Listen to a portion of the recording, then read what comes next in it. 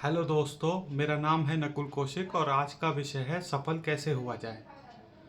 सफलता को जानने और समझने के लिए सबसे ज़्यादा ज़रूरी है कि हमें ब्रेन की फॉर्मेशन समझनी होगी। हमारा ब्रेन दो पार्टों में होता है, एक कॉन्शियस माइंड, एक सब कॉन्शियस माइंड, चेतन मन और अवचेतन मन। चेतन मन उस मन को कहते हैं जिससे हमारे सारी इच्छाएं, जिससे हम काम करते हैं। हमने मिठाई देखी तो उधर की ओर आकर्षित हुए, हमने जो है किसी को खेलते हुए देखा तो खेल की ओर आकर्षित होना। जहाँ चीज़ों को देखकर हमें आकर्षण आ रहा है या हमारी जो है चेतना शक्ति जिसे कहते हैं। और अवचेतन मन हमारा सबकॉन्शियस माइंड होता है जिसके द्वारा हम काम करते हैं। जैसे कि वो काम करता रहेगा, वो इतना अभ्यासित हो चुका है। जैसे गाड़ी चलाना तो हमें बार बार गियर डाल के नहीं देखना है, हमें बार बार चीज़ें नहीं चेक करनी है, क्योंकि हमारे वो सबकॉन्शियस माइंड का एक पार्ट बन चुकी हैं। तो अभी मैंने आपको ये बताया कि कॉन्शियस और सबकॉन्शियस माइंड क्या होते हैं। अब मैं आपको बताने जा रहा हूँ कि कॉन्शियस माइंड तो 20% होता है और 80% होता है सबकॉन्शियस माइंड।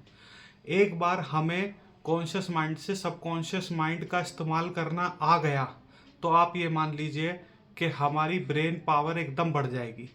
अगर मैं एक बात करूँ एग्जाम्पल के तौर पे, सामान्य जो लोग हैं वो 10% से ज़्यादा अपने ब्रेन का इस्तेमाल कर ही नहीं पाते हैं।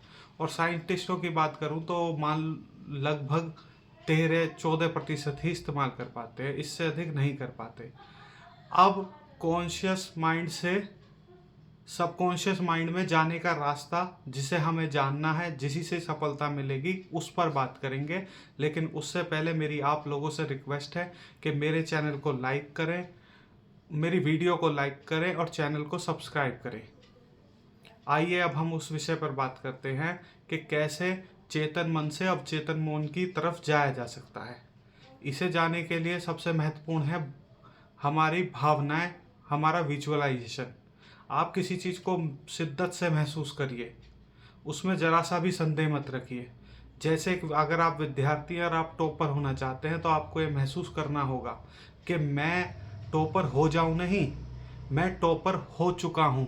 अब जो टॉपर फील करता है, टॉप करने के बाद जो जो उसके साथ चीज़ें होती हैं, खूबसूरतियाँ, है ना, जैसे कि प्रिंसिपल का अपने कॉलेज में बुला के स्वागत करना, मीडिया का आना और बच्चों का बहुत ज़्यादा वो करना, माता पिता का स्नेह, उस सब चीज़ों को आप महसूस करिए और साथ ही साथ उन्हें विजुअलाइज करिए।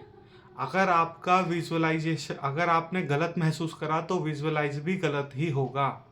अगर आपने थोड़ा भी डाउट करा तो रिजल्ट भी निगेटिव ही आने हैं। तो इसलिए सही विजुअलाइजेशन होना बहुत आवश्यक है। अब बात यहीं ख़त्म नहीं होती, सही विजुअलाइजेशन के साथ काम भी, एक्शन भी बहुत ज़रूरी है। आपके अगर एक्शन कहीं कमज़ोर हैं तो आपको कभी सफलता नहीं मिलेगी। अब प्रॉब्लम क्या आती है, बच्चे विजुअलाइज कर लेते हैं 3 दिन 4 दिन, उसके बाद रुक जाते हैं। नहीं, ये गलत है।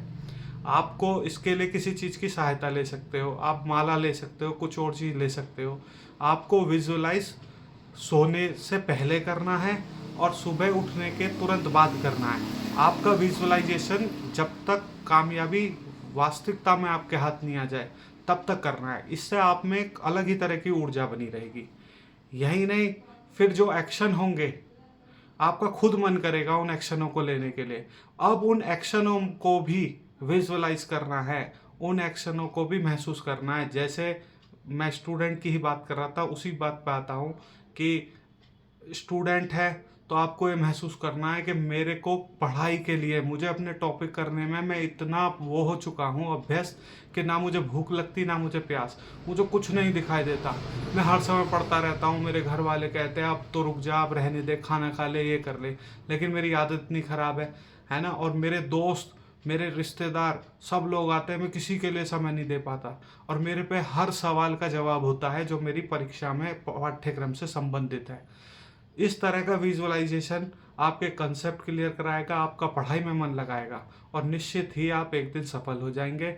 मेरी वीडियो को ध्यानपूर्वक सुनने के लिए आपका बहुत बहुत धन्यवाद। नमस्कार।